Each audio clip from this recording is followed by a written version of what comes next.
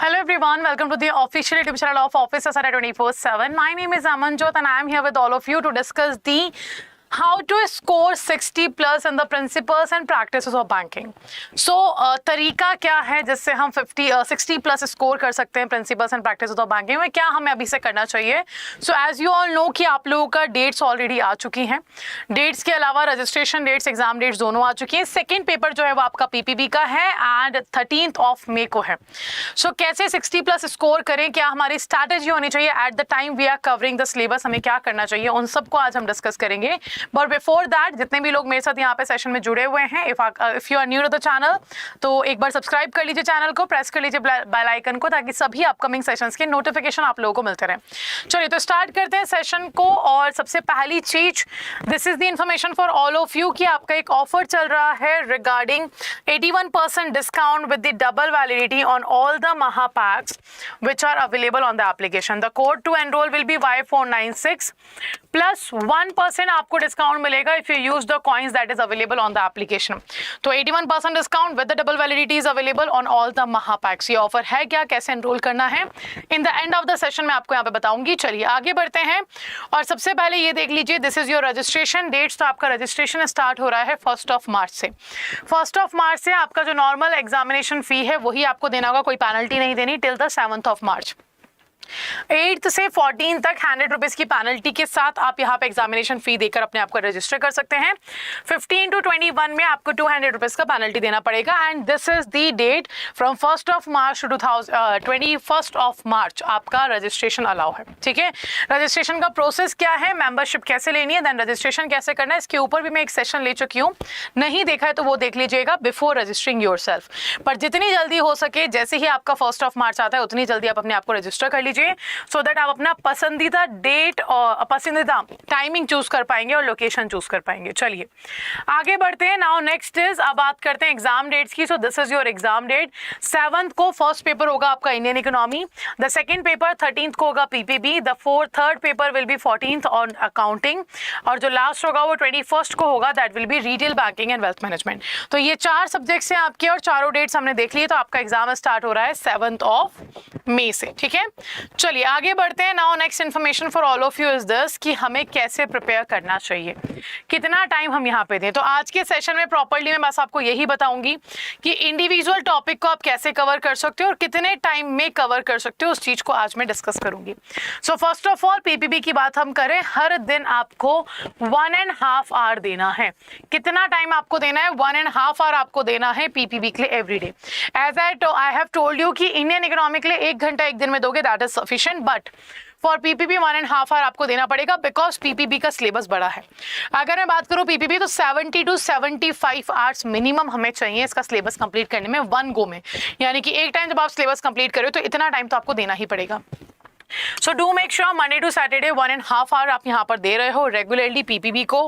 And then Sunday को आप अपना रिवीजन डे रखो because revision is also must. अगर रिवीजन नहीं करेंगे इतना बड़ा सिलेबस जो है भूल जाएंगे, कंफ्यूज हो जाएंगे in the options because of lack of the revision. So do make sure आप रिवीजन प्रॉपरली करते रहें एंड संडे को आप अपना रिवीजन डे बना लें. ठीक है, चलिए टॉपिक वाइज प्रैक्टिस करना है and full length mock test भी आपको देने हैं और ये दोनों अवेलेबल हैं ऑन द एप्लीकेशन. कैसे हैं, कहाँ से मिले का, सारी चीजें आपको बताऊंगी. थोड़ी सी देर रुक जाइए. ठीक है, चलिए स्टार्ट करते हैं आगे. और यहाँ पर टॉपिक वाइज कितना टाइम किस टॉपिक को देना चाहिए, मॉड्यूल वाइज टॉपिक वाइज मैं आप लोगों के लिए लेकर आई हूँ study plan. So you can see here, सबसे पहली चीज आपका आता है बैंकर कस्टमर रिलेशनशिप. अब बैंकर कस्टमर रिलेशनशिप भी आपको पता है जनरल और स्पेशल रिलेशनशिप है. सो विद इन 1 आवर आप इसको कवर कर सकते हो because you guys are already performing that activity. तो 1 hour is sufficient to cover the banker customer relationship. AML KYC guidelines जब आप पढ़ रहे हो, when you are reading it again 1 hour is sufficient to cover this particular topic, जहां पे आप AML KYC guidelines, CFT guidelines, money laundering के बारे में पढ़ोगे. ठीक है, then operational aspects of KYC क्या है आपको कवर करना है. हाफ आवर या मैक्सिमम 45 मिनट्स के अंदर आप ऑपरेशनल एस्पेक्ट्स को कवर कर लेंगे. Now opening account of various types of customer, different types of customers हैं, ये भी आपका 1 आवर और 1 आवर 15 मिनट्स में सफिशिएंटली कवर हो जाएगा. Operational aspect of deposit accounts आपके क्या हैं, then operational aspect of handling your clearing, collection and cash. It will also take 1 our. यानी कि आपको यहाँ पे एक्टिविटीज पढ़नी है, लाइक क्या प्रोसीजर दे आर फॉलोइंग, है ना, ऑपरेशनल एस्पेक्ट्स क्या फॉलो कर रहे हैं आपका, चाहे वो वेरियस टाइप्स ऑफ कस्टमर का अकाउंट खोलने में हो, चाहे वो आपका डिपॉजिट अकाउंट्स के लिए हो, चाहे वो आपका क्लियरिंग कैश कलेक्शन के लिए हो, है ना, that you have to cover. Then cash management services and its importance, ये भी आपका 45 मिनट्स का टॉपिक है, विद इन आवर आप इसको कंप्लीट कर लेंगे। चलिए नेक्स्ट, बैंक से बैंकर स्पेशल रिलेशनशिप आप ऑलरेडी यहाँ पर कवर कर चुके होंगे, don't have to go through again and again. Topic मैंने लिखा है कि अगर आप जनरल यहाँ पे कवर करें तो you can cover the special here, है ना, बट 1 घंटे के अंदर दोनों कवर हो सकते हैं। Now foreign exchange remittance facilities for individual.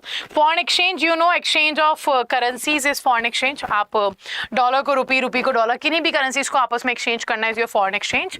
तो आपका क्या फैसिलिटीज है फॉरेन एक्सचेंज रेमिटेंस जब आप कर रहे हो, क्या क्या फैसिलिटीज हैं, the types of remittance, domestic क्या है, इंटरनेशनल क्या है, किस तरीके से किया जा सकता है, that you have to cover. Then operational aspect of NRI business, non resident Indian business के ऑपरेशनल एस्पेक्ट्स क्या है, वो वी हैव टू कवर। यानी कि these are the policies, these are the standards that has been given to the people, है ना, चाहे वो एनआरआई बिजनेस के लिए हो, चाहे वो वेरियस टाइप्स ऑफ कस्टमर के लिए हो, चाहे वो डिपॉजिट अकाउंट्स के लिए हो, that we have to cover. Then payment and collection of cheque and other negotiable instruments, so you have to cover the negotiable instruments. 3 negotiable instrument है, promissory note, bill of exchange and cheque. Cheque को in depth आपको study करना है, and you have to cover the payment and collection of cheque procedure also, ठीक है। Responsibility of paying bank क्या है in the negotiable instrument, ancillary services, related services और क्या क्या प्रोवाइड कर रहे हैं बैंक, और उन रिलेटेड सर्विसेज से रिलेटेड लाइक कोई किसमें कमीशन है, किसमें नहीं है, किसमें इंटरेस्ट चार्ज किया जा रहा है, किसमें फी जनरेट कर रहा है bank, that you have to cover. Financial inclusion, financial literacy, hardly 45 minutes का टॉपिक है। यहाँ पे आपको कवर करना होगा व्हाट इज फाइनेंशियल इंक्लूजन, जो काफी बार हम देख चुके हैं और आप लोग प्रैक्टिकली भी परफॉर्म कर रहे हो। You are trying to link each and every person with the financial product and services, वो भी एट एन अफोर्डेबल कॉस्ट, है ना, that is the financial inclusion. तो फाइनेंशियल इंक्लूजन के लिए क्या स्टेप्स आरबीआई ने लिए हैं, क्या स्टेप गवर्नमेंट ऑफ इंडिया ने लिए हैं, कैसे किया जाएगा फाइनेंशियल इंक्लूजन, लिटरेट कैसे करें लोगों को about the financial product and services, that we have to cover. साथ ही में कस्टमर सर्विसेज गाइडलाइंस, कैसी सर्विसेज आपको प्रोवाइड करनी, जैसे कि आपको पता ही है BCSBI आपने सुना होगा। BCSBI was there in the syllabus in the last जो आपका एग्जाम हुआ था नवंबर-दिसंबर 2022 का। तो ओल्ड पैटर्न में BCSBI था, न्यू पैटर्न में BCSBI को नहीं रखा गया है। रीजन 2021 नवंबर से BCSBI का डिसोल्यूशन हमने स्टार्ट कर दिया। तो जो BCSBI कर रहा था वो क्या कर रहा था, वो ये देख रहा था कि जो भी वादे किए गए हैं कस्टमर को, जो भी वी कैन से कहा गया है कि ये सारी सर्विसेज आपको प्रोवाइड की जाएंगी, वो सर्विसेज कस्टमर तक पहुंच रही है या नहीं पहुंच रही, लाइक जो प्रोमिसेस थे वो कवर कर रहा है बैंक के नहीं कर रहा है, इस चीज के लिए आपका BCSBI हुआ करता था। अब कहा गया BCSBI का डिसोल्यूशन स्टार्ट हो गया, तो अब आप अपनी होम ब्रांच के पास जा सकते हो। अगर होम ब्रांच आपको सेटिस्फैक्टरी सॉल्यूशन नहीं दे रहा है तो फिर आप इंटीग्रेटेड एम्बोर्समेंट स्कीम के अंदर जाके कंप्लेन कर सकते हैं, बट अब BCSBI नहीं है। तो कस्टमर सर्विस गाइडलाइंस आपको यहाँ पे स्टडी करना होगा, क्या गाइडलाइंस दी गई है कस्टमर सर्विस के लिए। देन नेक्स्ट आगे बढ़ते हैं हम यहाँ पर। Next we are talking about your, one second, okay, यहाँ आ जाता है हमारा नेक्स्ट और टॉपिक्स क्या क्या है।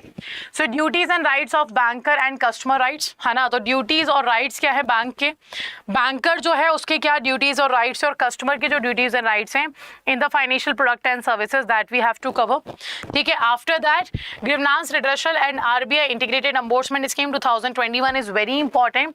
इंटीग्रेटेड एम्बोर्समेंट स्कीम से लास्ट टाइम भी क्वेश्चन पूछे गए थे, 21 में ये स्कीम आ चुका था एंड अभी भी क्वेश्चन पूछे जाने के चांसेस बनते हैं। नाउ कंज्यूमर प्रोटेक्शन एक्ट, कोपरा एक्ट है आपका, प्रियम्बल कवर करना है, एक्सटेंड कवर करना है, डेफिनेशंस कवर करनी है यहाँ पे आपको। Right to information act 2005 you have to cover. So जितने भी टॉपिक्स आपको इंडिविजुअली दिख रहे हैं ना, ये सभी टॉपिक्स हार्डली 1 आवर के अंदर कंप्लीट हो जाएंगे। सो अगर आप आज से या लेट्स से आप कल से स्टार्ट कर रहे हो तो हर दिन आप 1.5 आवर जो दे रहे हो उसमें आप इन टॉपिक्स को 1.5 टॉपिक को कवर करते जा रहे हो। तो आने वाले नेक्स्ट 70 डेज में 75 डेज में आपका ये सिलेबस कंप्लीट हो जाएगा, ठीक है। 1 गो में आप कॉन्सेप्चुअल क्लैरिटी, अच्छा ये जरूर ध्यान रखिएगा, रटने की कोशिश नहीं करिएगा, मगअप करने की कोशिश मत करिएगा, कॉन्सेप्ट को कोशिश करिएगा अंडरस्टैंड करो कॉन्सेप्ट को, बिकॉज एक बार आपने अंडरस्टैंड कर लिया और एक बार रिवीजन कर लिया, दैट इज सफिशिएंट, उसके अलावा और कुछ नहीं चाहिए। पर अगर आप मगअप करोगे तो you need more and more revision in that situation, है ना। और मगअप करने का कोई रिजल्ट हमें नहीं मिलेगा।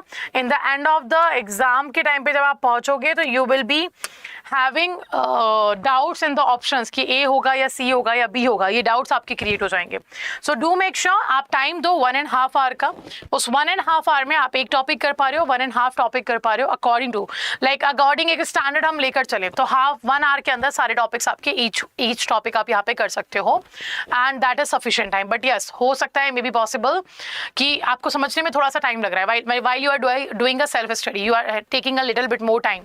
तो उस सिचुएशन में दिस इज पॉसिबिलिटी कि आपको थोड़ा सा और टाइम लग जाए. बट ज्यादा फोकस करना है कॉन्सेप्चुअल क्लैरिटी पे, ना कि इस पे कि एक दिन में ये टॉपिक कंप्लीट करना ही था, है ना. उस चीज के ऊपर आप ध्यान रखिएगा. चलिए आगे बढ़ते हैं मॉड्यूल बी के साथ. और मॉड्यूल बी में पूछा जा रहा है, मतलब बोला जा रहा है, प्रिंसिपल ऑफ लेंडिंग्स आपके क्या है, प्रिंसिपल्स लेंडिंग के क्या है, रूल्स रेगुलेशंस जो है, principles, different types of borrowers जो है आपके, then types of credit facilities bank क्या क्या प्रोवाइड कर रहा है, that we have to cover.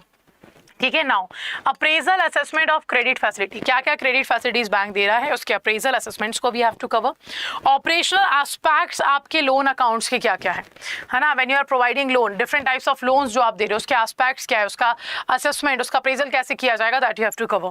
Types of collateral और उनका कैरेक्टरिस्टिक्स आपको कवर करना है. लाइक जैसे आप जानते हो प्लेज है, मॉर्गेज है, हाइपोथिकेशन है, लाइन है, असाइनमेंट है. तो ये सारी चीजें टाइप्स ऑफ कोलेटरल जो है और इनके बेनिफिट्स क्या है ना, इनके कैरेक्टरिस्टिक्स क्या है, किस तरीके से इनको यूटिलाइज किया जा सकता है, इनका नेचर ऑफ कंटेंट क्या रहेगा. चलिए now different modes of charging security. The different modes of charging securities क्या क्या है आपकी. Like documentation, what documentation is required when you are providing the loan. Collateral के थ्रू जब आप लोन दे रहे हो तो डॉक्यूमेंटेशन की क्या रिक्वायरमेंट है. अब जब आप लोन दे चुके हो और अगर वो कस्टमर लोन वापस नहीं कर रहा है, इन दैट सिचुएशन आपको मिलता है नॉन परफॉर्मिंग एसेट का कॉन्सेप्ट. तो एनपीए आपका क्या है, non performing asset mean simply the type of credit facility जो कि बैंक ने कस्टमर को प्रोवाइड की है, उस पे कस्टमर प्रिंसिपल और इंटरेस्ट वापस नहीं कर रहा है for a specified period of time, जो maximum number of time 90 days होता है आपका. तो non performing asset, stressed asset आपकी क्या है, that we have to cover. Stressed asset को डिवाइड किया गया स्पेशल मेंशन अकाउंट्स में, तो वो आपको यहाँ पे कवर करना होगा. देन इसी को रिकवर करने के मेथड्स क्या है ना, इसी एनपीए को, इसी स्ट्रेस्ड एसेट को रिकवर करने के मेथड्स क्या है. तो important laws relating to recovery of dues, की एनपीए की रिकवरी के लिए, ड्यूज की रिकवरी के लिए जो लॉज है, लाइक सरफासी एक्ट है, डीआरटी है, डीआरएटी है, लोक अदालत हमारे पास है, अपार्ट फ्रॉम दैट एनसीएलटी है, एनसीएएलटी है, आईबीसी है. These laws, these act we have to cover under the important laws relating to recovery of dues, है ना. हर एक रिकवरी का जो मेथड है that we have to cover here. चलिए आगे बढ़ते हैं. Now next is our module B में कह रहा है कॉन्ट्रैक्ट्स ऑफ इंडेमनिटी. तो हमने जब फंक्शंस, जब बैंक का कस्टमर रिलेशनशिप पढ़ा तो इंडेमनिफाइड का हमने क्या पढ़ा था, रिलेशन पढ़ा था.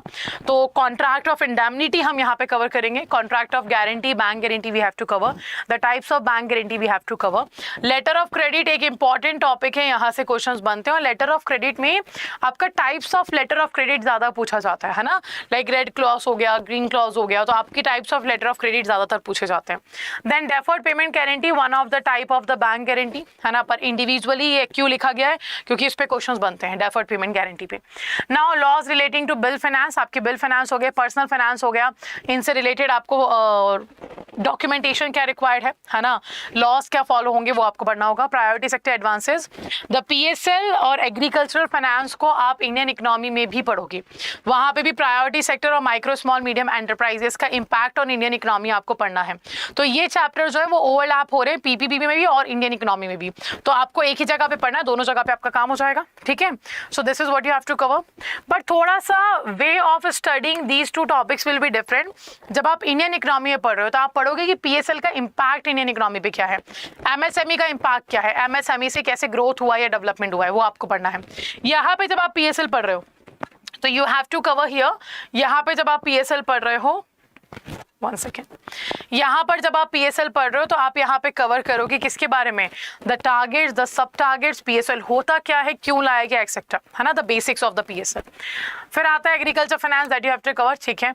आगे बढ़ते हैं और नेक्स्ट आता है हमारा मॉड्यूल बी के अंदर ही next topic that is talking about finance to micro finance institutions, co lending arrangements with NBFCs. अब यहाँ पर आपका इंडियन इकोनॉमी में माइक्रो फाइनेंस इंस्टीट्यूशंस आपको पढ़ने हैं. और माइक्रो फाइनेंस इंस्टीट्यूशन जब आप पढ़ोगे तो अपने आप पढ़ लोगे फाइनेंसेस इनको कहाँ से मिल रहा है। लाइक एक मुद्रा योजना आप कवर करोगे कि मुद्रा लोन प्रोवाइड करता है बैंक्स को, एनबीएफसीज को, माइक्रो फाइनेंस इंस्टीट्यूशंस को, और फिर ये तीनों आगे लोन देते हैं पब्लिक को। तो एमएफआईज का सोर्सेज ऑफ फाइनेंस क्या है आप कवर करोगे, यहाँ पर भी वहां पर भी, इंडियन इकोनॉमी में भी आपको कवर करना है। देन एनबीएफसीज आपको पीपीपी में भी कवर करना है, इंडियन इकोनॉमी में भी कवर करना है। So these are the topics जो एक जगह पढ़कर दोनों जगह पे काम आपका चल जाएगा। सो आ गया micro small medium enterprises, again overlap है ये chapter. Then government sponsor scheme, now this is important, इस पे क्वेश्चंस पूछे जा सकते हैं। सरकार की कुछ फ्लैगशिप स्कीम है लाइक एनयूएलएम और एनआरएलएम, बहुत ज्यादा पूछा जाता है। National urban livelihood mission, national rural livelihood mission, MNREGA के बारे में पूछा जाता है, मुद्रा योजना के बारे में पूछा जाता है। सो दिस इज इंपॉर्टेंट, वो गवर्नमेंट स्पॉन्सर स्कीम्स हमें कवर करनी होगी। And the self help groups, what are the self help groups, why they have been introduced. Committees, अच्छा यहाँ पे कमिटीज भी बहुत महत्व रखती हैं। पीपीबी के अंदर आपकी कमिटीज भी बहुत इंपॉर्टेंट है। So you have to cover कि लाइक अगर इंश्योरेंस बिजनेस आया तो किस कमिटी के थ्रू आया, अगर सेल्फ हेल्प ग्रुप आया तो किस कमिटी के थ्रू आया, that you have to cover. ठीक है, चलिए मॉड्यूल सी के ऊपर जाते हैं, that is banking technology module of yours. तो यहाँ पे आप देखो एसेंशियल्स ऑफ बैंक कंप्यूटराइजेशन। तो यहाँ पे हमें हिस्ट्री ऑफ बैंक टेक्नोलॉजी से कवर करना है कि लाइक कंप्यूटराइजेशन जब से हुआ है तब से क्या चेंजेस आपके बैंकिंग सिस्टम में आए हैं। So you can see essentials of bank computerization you have to cover. Operational aspect of core banking solution environment क्या है, like what is core banking solution, पहले तो ये भी बेसिक पढ़ना होगा। देन क्या ऑपरेशनल एस्पेक्ट्स उसके रहे हैं। Alternate delivery channels, digital banking, आपके पास बहुत सारे डिलीवरी चैनल्स हैं। पहले तो एक ही था कि फिजिकल ब्रांचेस हुआ करती थी, कस्टमर को वहीं जाना है, वहीं से सर्विसेज मिलेंगी, but now we have a multiple different types of channels, है ना, तो वो आपका कवर हो जाएगा। Data communication network and electronic fund transfer system we have to cover. Then आपका technology trends and banking system क्या चल रहा है। ई रूपी जो आरबीआई ने लेटेस्टली लॉन्च किया है for the wholesale segment, retail segment हमें कवर करना है। Fintech, regtech, suptech, hashtag banking etcetera, that we all have to cover.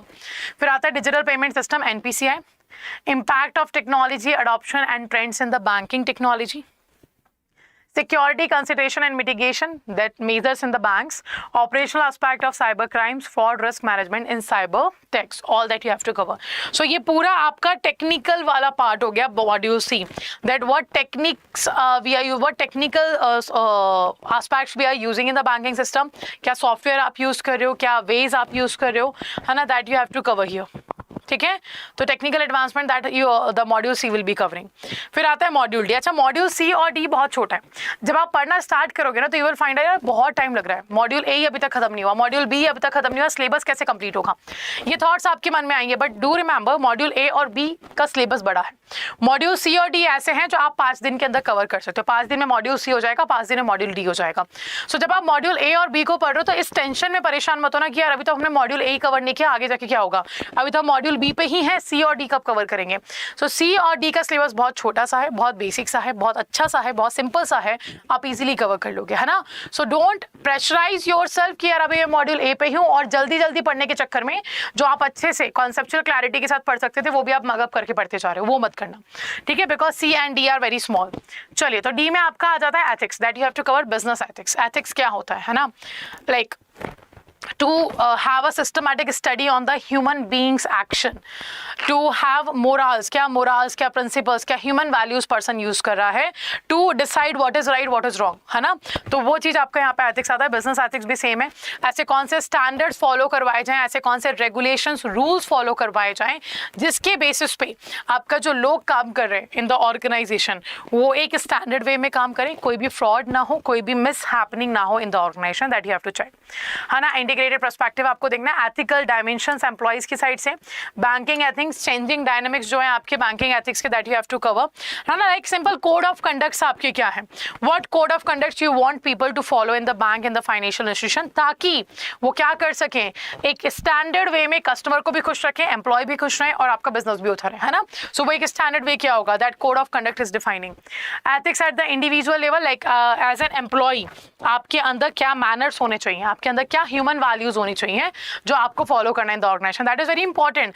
Like मान लीजिए कोई एक ऐसा एम्प्लॉय है आपकी कंपनी के अंदर काम कर रहा है ना, एंड ही और she is not happy with your company, like जो काम कर रहा है उससे वो हैप्पी नहीं है, उसका इंडिविजुअल एथिक्स ही कुछ ऐसा है that whether it is a personal life, whether it is a professional life, they are cheating, है ना, that kind of behaviour they have.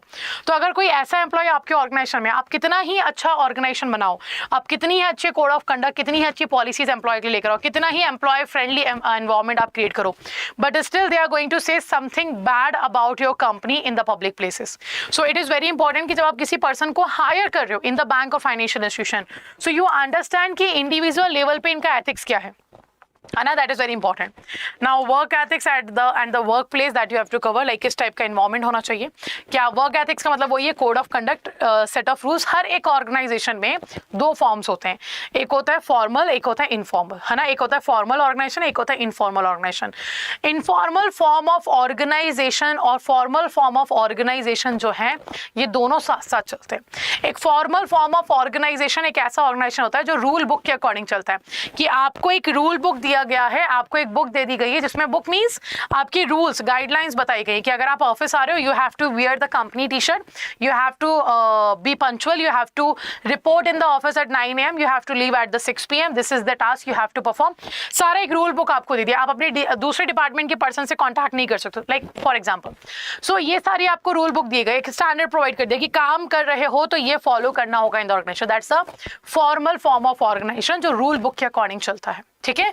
Then आता है एक इनफॉर्मल फॉर्म ऑफ ऑर्गेनाइजेशन, जैसे आप लोग के साथ में काम कर रहे हो तो कभी चलिए यार चाय पी के आते हैं, that's type of relation when you are creating with your colleagues, है ना। आप एक फ्रेंडशिप बना लेते हो, आप एक क्लोज रिलेशंस बना लेते हो अपने एम्प्लॉइज के, अपने कलीग्स के साथ, and you are going for a tea break, like दिन में 4 बार टी ब्रेक पे जा रहे हैं, है ना, आधे आधे घंटे तक टी ब्रेक पे जा रहे हैं। So these are the informal form of organization. And आपका कहा होता है कि HR डिपार्टमेंट से आपका टेक्निकल डिपार्टमेंट बात नहीं करेगा, but still you have a friend in the HR department जो आपके साथ शेयर कर रहा है कि भैया सैलरी कब इशू होने वाली है। So this is not allowed in the formal form of organisation, but informal में people have the relatedness need, people wants to feel like belongs, that we belong to this particular organization, कि like हमारे दोस्त हैं यहाँ पे, it will feel better अगर आपका group होगा वहाँ पे तो you will be feeling better in the organization। तो कोई भी ऑर्गेनाइजेशन ऐसा नहीं है जो इनफॉर्मल फॉर्म के बिना चल पाए। So that's what we are talking about कि ये जो इनफॉर्मल फॉर्म और फॉर्मल फॉर्म है इनको बैलेंस करके क्या वर्क एनवायरनमेंट होना चाहिए, क्या एथिक्स आपको फॉलो करने चाहिए, वो सारी चीजें आपको यहाँ पे कवर करनी है ना। तो दिस इज वेरी बेसिक। जब आप एथिक्स पढ़ोगे फील लाइक यार ये तो हमने देखा ही हमने ऑफिस में, ये तो हमने सुना है HR से, ये तो हमने किया है etcetera, these kind of things will be there. So that's why I am saying कि मॉड्यूल C और D जो है बहुत ही अच्छा सा मॉड्यूल है, बहुत छोटे छोटे से मॉड्यूल हैं। आप मॉड्यूल A और B पे अच्छे से पढ़ें, प्रॉपर टाइम दें, कॉन्सेप्चुअल क्लैरिटी करें, ये डर में आगे ना जल्दी जल्दी बढ़े कि अभी तो मॉड्यूल A पे ही पढ़े, B C और D कब कवर करेंगे, ठीक है। So this is the syllabus of your module D, clear. और इन सभी जो टॉपिक्स मैंने यहाँ पे डिवाइड करे हैं, मैंने इस तरीके से डिवाइड करे हैं कि आप 1 घंटे के अंदर इन टॉपिक्स को कवर करोगे तो दैट इज सफिशिएंट, है ना। 1 आवर आपका सफिशिएंट है, उससे ज़्यादा आपको नहीं देना है। But in the PPB daily आपको 1.5 आवर तो देना ही होगा स्टडी को, और इंडियन इकोनॉमी में 1 आवर दोगे सफिशिएंट है। तो विद इन 60 डेज आप इंडियन इकोनॉमी कवर कर लोगे, विद इन 70 to 75 डेज आप PPB कवर कर लोगे, and then you have a time minimum 20-25 days आपके पास रहेंगे जिसमें आप रिवीजन और प्रैक्टिस कर सकते हो। Now why I am saying कि आप इतना टाइम दो, बिकॉज आई नो 2 और सब्जेक्ट आपको पढ़ने हैं। अगर मैं ये बोलूँ 3 घंटे एक दिन में पढ़ो PPB को, आपका अगले 15-20 दिन में कवर हो जाएगा, फिर रिवीजन करते रहना, नॉट चांस ना, बिकॉज हमें तो चारों सब्जेक्ट्स क्वालिफाई करने हैं, हमें चारों सब्जेक्ट्स क्वालिफाई एक ही अटैम्प में करने, सिंगल अटैम्प में करने। सो that's why I am dividing a time कि 1 आवर इसको दे रहे हो, 1.5 आवर इसको दे रहे हो। So still you will have 1 or 2 hour rest for a day जो आप दूसरे 2 सब्जेक्ट्स को दे सकते हो, ठीक है। चलिए आगे बढ़ते हैं। नाउ हाउ टू स्टार्ट करने का पहला तरीका यही है, सबसे पहले अपने सिलेबस अच्छे से जान लो, जो टॉपिक वाइज मैंने यहाँ पे डिवाइड करके दिया है उसको फॉलो कर सकते हैं आप लोग। If you want your own way, like आप मॉड्यूल D से स्टार्ट करना चाहते हो आप कर दो D से स्टार्ट, नो इशू, है ना, बिकॉज मॉड्यूल A और B आपस में इंटरकनेक्टेड है ना। मॉड्यूल C और D बिल्कुल इंडिपेंडेंट है, आप C और D को अलग अलग भी पढ़ सकते हो, है ना। चलिए तो know your syllabus, after that focus on the conceptual clarity. हमेशा जो भी मॉड्यूल पढ़ रहे हो, जहां से भी पढ़ रहे हो, कॉन्सेप्ट के ऊपर फोकस करके ही जाना है। देन रिवीजन प्रॉपर रिक्वायर्ड है, टॉपिक वाइज प्रैक्टिस आपको करना है। टारगेट बैचेस के अंदर आपका टॉपिक वाइज प्रैक्टिस रहेगा, है ना। वहां पे हर एक टॉपिक से 15 से 20 क्वेश्चन आपको प्रोवाइड किए जाएंगे बाय योर मेंटर्स, जहां पे आप टॉपिक वाइज प्रैक्टिस कर सकते हो. Then full length mock test is available. क्या अवेलेबल है? फुल लेंथ मॉक टेस्ट भी अवेलेबल है. सो ये सारी चीज़ें आपको स्टेप बाय स्टेप फॉलो करनी है और कुछ नया नहीं है. This is what. एक और चीज़ जो इंपॉर्टेंट है वो है कंसिस्टेंसी. बिकॉज 2 दिन पहले रजिस्ट्रेशन डेट आ गया, एग्जाम डेट आ गया, तो अभी बहुत जोश है हमारे अंदर कि यार करना है, डेट्स आ चुकी हैं. बट बी मेक श्योर कि आपका जब तक एग्जाम नहीं होता था सेम कंसिस्टेंसी से आप काम करो. 1 महीना आपने टाइम दे दिया पीपीबी को 1.5 आवर और इंडियन इकोनॉमी को 1 आवर, उसके बाद नहीं दे रहे हो तो नहीं हो पाएगा exam qualify. So be very clear about this. You have to be consistent because March ending आने वाला है and you will be very busy in that. Family को टाइम दें, ऑफिस को टाइम दें कि पढ़ाई करें, बहुत सारी प्रॉब्लम्स होंगी. तो बी कंसिस्टेंट अभी से, ताकि एंड टाइम पे जाके सब कुछ ऐसा ना लगे कि आप क्या करेंगे. ठीक है, चलिए. So this is what you have to follow in your preparation strategy. अब आगे मैं आपको इन्फॉर्मेशन दे देती हूँ for the upcoming batch. This is the information for all of you कि 17 फरवरी से 2 नए बैचेस स्टार्ट होने जा रहे हैं. One is bilingual, one is English medium for the JIB. Conceptual classes आपकी यहाँ पे रहेंगी, टॉपिक वाइज टेस्ट आपके रहेंगे, फुल लेंथ टेस्ट आपको मिलेगा, डाउट सेशन आपको मिलेंगे. Apart from that e books will be available, है ना. ये चीजें आपकी अवेलेबल रहेंगी. JIB के अंदर आपका यहाँ पे टेस्ट सीरीज भी अवेलेबल है. 50+ टेस्ट अवेलेबल है फॉर द JIB.